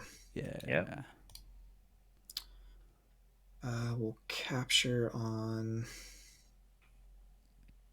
Septia, I guess. We're gonna make Rocketeer Triska dinosaur. Ooh, Nice. Makes sense, Dino. right? It is if you're gonna gack. Let's see. Let's do this. Yep. Mama. Maker Sanctum too. I'm not gonna gack. Interesting I like the to not stun. gack. Why did you not gack? Because you could have used it to clear both my creatures. Right, but that opens up all of your Mars removal to just clearing my board. So if I can keep things on the board, which you might have a orbital bombardment, but making you spend those resources on your creatures instead of setting my guys up for a Mars needs Amber. Mm-hmm. I like it. Yeah. We'll see. We'll see if it pays off. That is good thinking. Mm-hmm. How about Untamed again? Let's go back into Untamed. Let's do it. So let's unstun. This is where it gets, like I was talking about the skill testing cards. What do I take back here? There are some good options. The Nature's Call is, I think, the obvious choice. Or maybe I just hold the seed for later. There is no artifact control except for a frigorific rod, so I'm not worried about not being able to use my defense seed. I think I'm going to hold the seed and going to persistence hunting to exhaust all of the star. And I am going to Gravid Cycle. And this is a tough one here.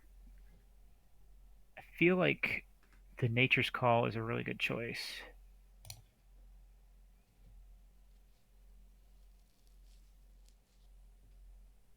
Kind of like scares you off of playing Brend.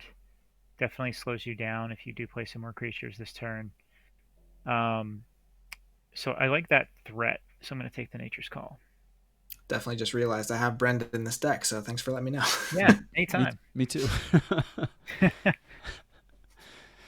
It's interesting. Did you lock in your choice there? Yeah. Yes, you did. Yeah, I would have considered the other Ronnie. I don't know. I know. Yeah, I thought about it. Mm-hmm. That's why it's so cool to, like, when you're playing Hand and Brain, there's so many different decisions you can make in a card like that, and it's interesting to hear.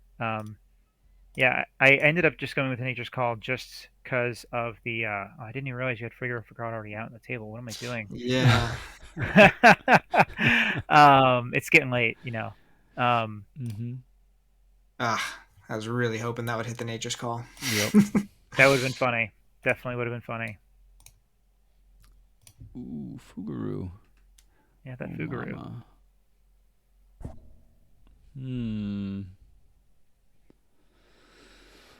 Well, interesting. I think I know what I would do here.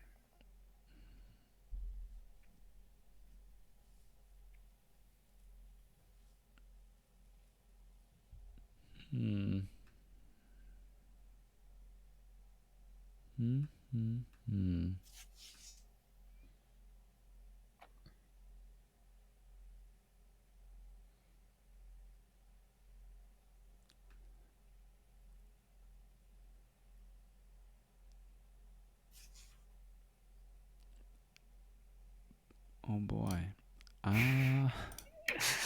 It feels bad. It feels bad. But I'm gonna say let's go Untamed. Okay. Mm-hmm. I think I would do the same thing. Ooh, I don't know if that makes me feel better or worse. You should feel a lot worse. You should definitely feel worse about that. Let's pop back one of each house from you, and then let's pop back my Knuckles. And instant regret of me ever playing Knuckles to begin with. I think that's the right way to go. Yeah. Cool. Okay. That does telegraph a little bit what you probably have in your hand. But part of that is another Knuckles, or is the Knuckles which you're now sitting with and didn't draw as much. And I know you drew the Marmo Swarm too, so hopefully a little bit sadder of a turn now. Question is, do I try to avoid a Mars Needs Amber? Or Ronnie? Like, I think that means it's this. Just get this down. Try and keep some of that disruption on the board at least. Let's sit with that. I'm happy that I don't have to make this decision now. No kidding.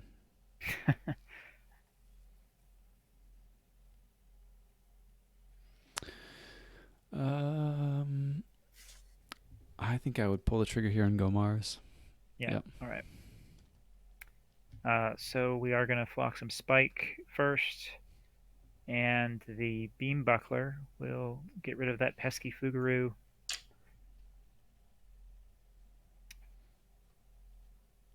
And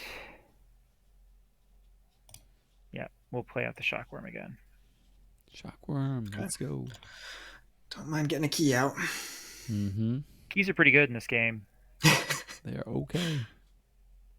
I think I just got to get some of this stuff out of my hand. Let's enrage this guy. Play Brendan, pass. Great play.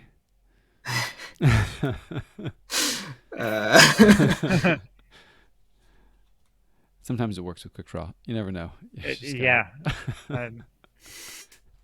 I'm just really trying to showcase Slightly Beefy, so I just trying to do everything I can to make sure it wins. Mm-hmm. Question is, do I even play this creature here?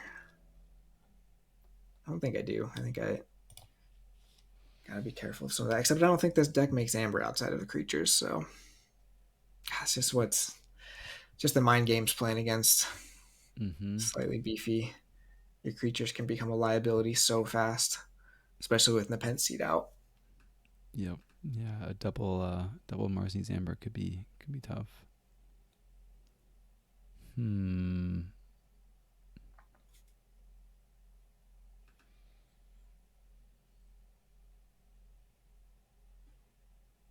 Oof. Mm-hmm. Well, that's not very nice. Doing some quick math.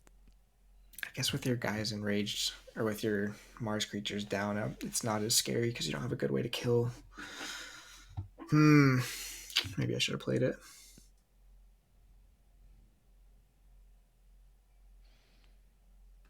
Let's go Untamed. Okay. Mm-hmm. Leaving me with a plethora of decisions to butcher again. Nepenthe Seed here. Uh-huh.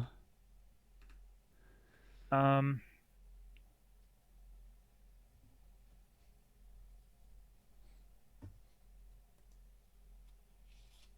right, let's go with They're Everywhere. Let's go with a Marmo Swarm. And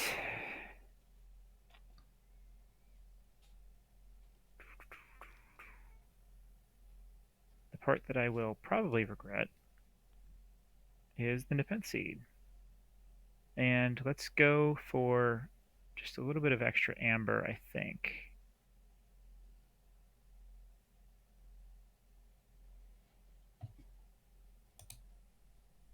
Yeah, and we'll go with the Gravid Cycle. Mm-hmm. Get back what I really want, which is going to be the card that JT told me I should have taken like 3 turns ago, which is another Ronnie. Interesting. I'm not sure I would have taken the Ronnie this time. Yeah, great. And yeah, the chat's saying, "Ooh, what's up with playing the Marmo, my guy? You sure about that one?" I like big Marmos. All right. Right on, right on. I tell you, I do not have great options here. We gave you a real champ. Yeah, we should have maybe picked a slightly better DT to win Orion over to the DT love. You know. I was thinking about going with a Tide Warp Mechabilly Dry the River deck. Oh my goodness! All right, you don't pick decks anymore. I didn't pick it. Yep.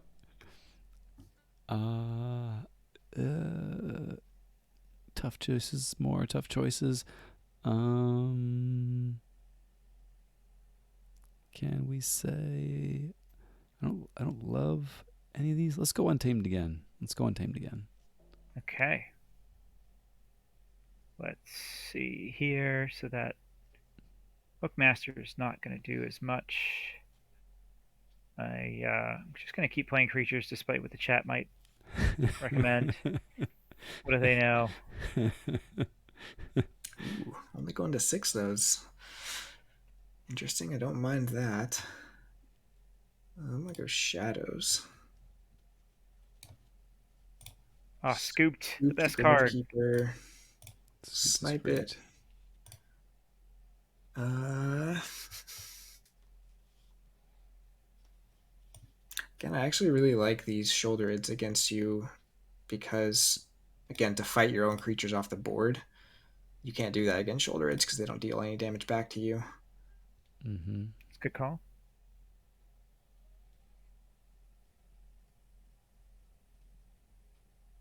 Ooh, Murph saying that could offer it up, Judge. Mm-hmm. We'll have to keep that as an option too. All right, It might have been a pretty fast game. We are gonna go Shadows here. Okay. Mm-hmm. It was tempting to go another house there, wasn't it? Yeah. I was half on Untamed.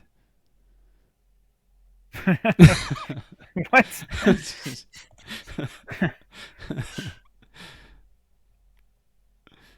No value out of the Throwing Stars, really.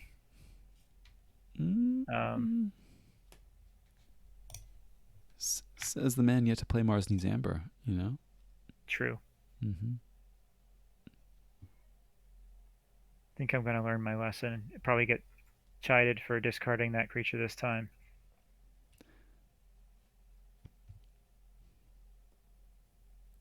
No, great discard. You really didn't, right? You really didn't want to have a Hookmaster fight. The elusive, yeah. Yeah.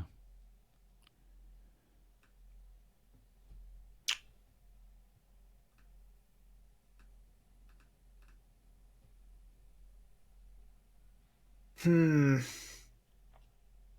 I have some options here. I can either stop the key, or I can Thalassophobia to try and basically get the information of whether or not you have the Mars Needs Amber.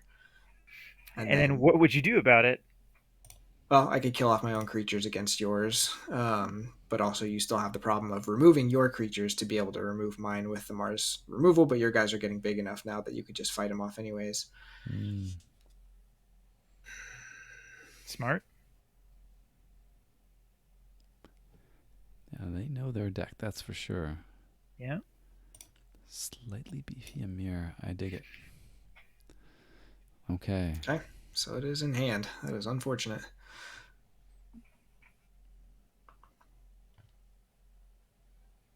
So let's put that there. That.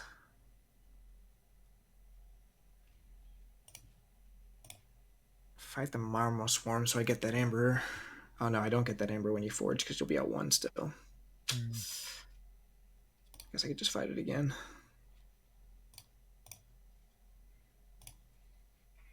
All right. Blue or yellow? I think I know what you're going to say. Bronze, silver, gold. It's the blue key. That's right. Yep. All right. Easy one. Let's go shadows. All right. Oh, that's the other card I should have been looking for. The good old treasure map. Yeah.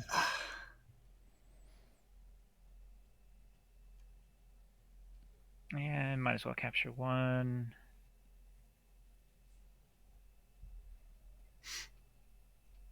And we will reshuffle.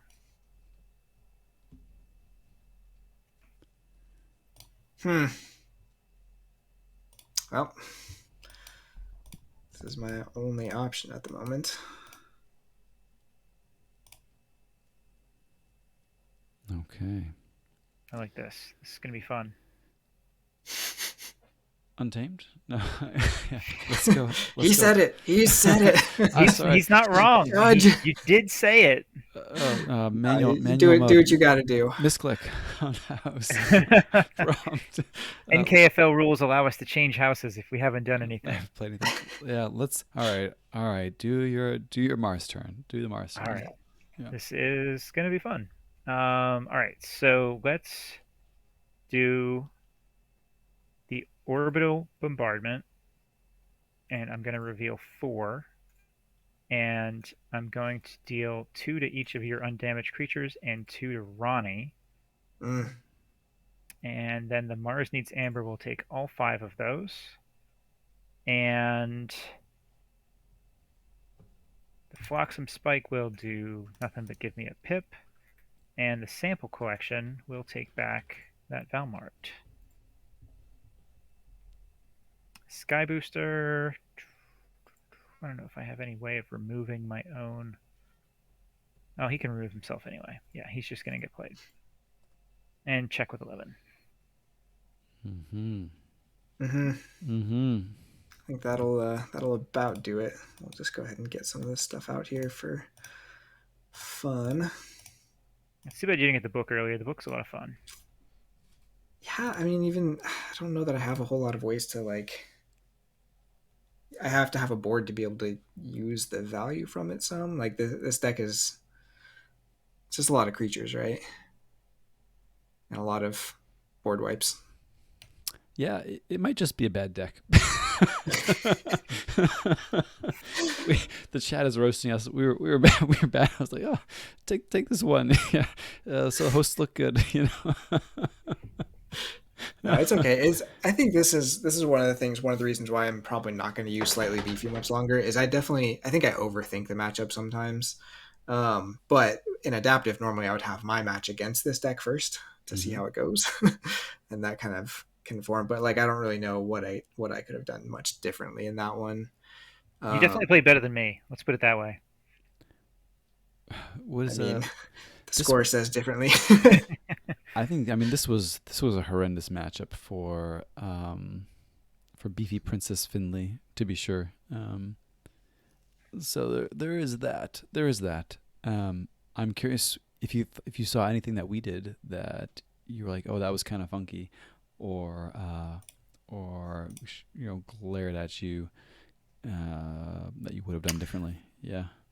I mean, like I said, the playing creatures in certain times of the game is not a great plan. I think against this deck, and having the Nature's Call early, it wasn't as much of a big deal.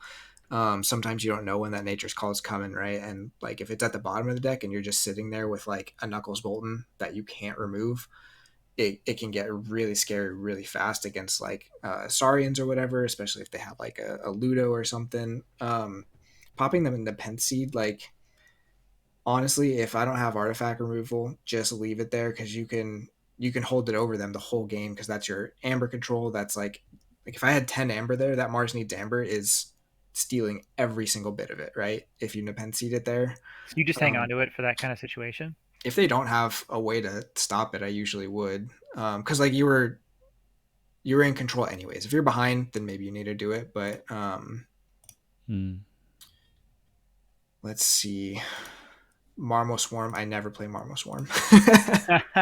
It didn't matter too much in this one, but I mean, it kind of did because I hit it with the bubbles, right? Put it back on top of your deck, which I would hope slowed you down more than it did. But that and Grove Keeper are usually discards. Just again, like Interesting. especially against a deck like this, if it needs creatures to reap. So would you say that your slogan with this deck is if you ain't floxing, you ain't trying? Always be card discarding. Maybe. I think the other thing is like the Ronnies, knowing when to hold or play the Ronnies is also really tricky. And without seeing your hand, it's hard to know. I think you just kind of played them as it got you to check in this one because I never got to 7 amber anyways. You had one turn where you intentionally did not reap to get to 7, right? Yeah. Yeah. Because those are always a threat. But that's the same thing with the Nepenthe seed, right? Like as long as there's a Ronnie in your discard, like the Ronnies can just come from everywhere. So pulling them back with like I think you did the gravid cycle turns really well with what you grabbed on those. I think JT didn't think so. I think using the pen seed to get gravid cycle is questionable because it's using the pen seed just for an amber. I just wouldn't have used it there. Okay, yeah. I did it mostly to get the Ronnie, so like it was essentially using the Nepenthe seed to get the Ronnie. Because I used the seed on the gravid cycle, which got me the Ronnie. Yeah, I guess the deck just doesn't have much efficiency. So like putting the Ronnie in hand versus just leaving the seed on the board and pulling the Ronnie when you need it is okay. Fair. Yeah. Because then like I don't know, you might have 2 more Ronnies in hand or have none. Mm-hmm. And like that's a good point. I know you have one at that point, and so it's up to me to risk it. Like you might have none, and I just have to go for it. Yeah, I had a few plays there that I was kind of like telegraphing, but just as a way to like keep you from doing anything, that might get out of hand for me. Like the Nature's Call was like just trying to prevent you from just playing like a couple the game. Again. I do love the Nature's Call recursion stuff. Yeah, that's. But yeah, like because if you spend your entire turn just playing 3 Unfathomable, knowing that I could just go straight back into Untamed and then Reap and then Seed or Nature's Call again, kind of just wipes out your turn. So I just kind of wanted to make you think twice about a play like that. Yeah, for sure. And again, I think it slightly beefy as a deck. I'm starting to almost force it to play it the way that I think it should be played instead of the way it's best into the matchup. So like it's good for me to see other people play it now because I love watching other people play my decks because they're always going to do different things than I would do that I maybe haven't thought of. Yeah. I found Brent, by the way. It's a little late, but he's there. There's no way to kill him in shadows, but he's there. I guess there's the Jack Guitar, yeah. So and you could technically, yeah, you could technically scoop him, and then Seeker Needle him. Then I'm giving you 2. That's a steal 1 essentially, right? It feels bad, yeah. I have a deck that I've played 100 times with Brend scooped and like a lot of ways to get that amber off him. Like I even have mug in that, and I still like never want to scoop my own Brend. Yeah. Even if I'm gonna kill him, just doesn't feel good at all. Yeah. And then there's the dumb walk the plank that you think should have synergy, but it only deals 4 damage if they don't have any amber. Mm-hmm. I don't want to. Yeah. So like that is a challenging one for sure. Yeah, we'll never work with Brand. We'll never work with a Brand. Womp womp. No. Mm-hmm. But fun game still. Yeah, good game. Yeah. Oh, sorry, I guess I just left, but no, it's good. And we're gonna probably wrap up here, but I'm gonna send a raid on over to Dinobot while we're doing our final words. So yeah, thanks folks for hanging out. Fun times. Heading over there a minute, and yeah, thanks again to Orion. It's a lot of fun, even though we gave you a crappy deck. I gotta win somehow. I haven't said because it's DT, it's crappy, but it was a rough DT deck. Yes. AOA seemed a little bit better, but Indeed. JT's not gonna argue with you there. Big Nope. fan of AOA. Big fan of AOA. All right. See you around the lab, folks. Sending on over. Thanks, guys. Okay. Cool. I think that went through. Hopefully you're all... Yep. I'm over there. Yep. Thanks so much, Ryan. Appreciate it. That was a lot of fun. Oh, thank you guys. It was a blast, and I like honestly, I said this before we start or right at the beginning, but just getting to be around like your guys' team and stuff. The last like I just have seen you guys a lot in the last month or two.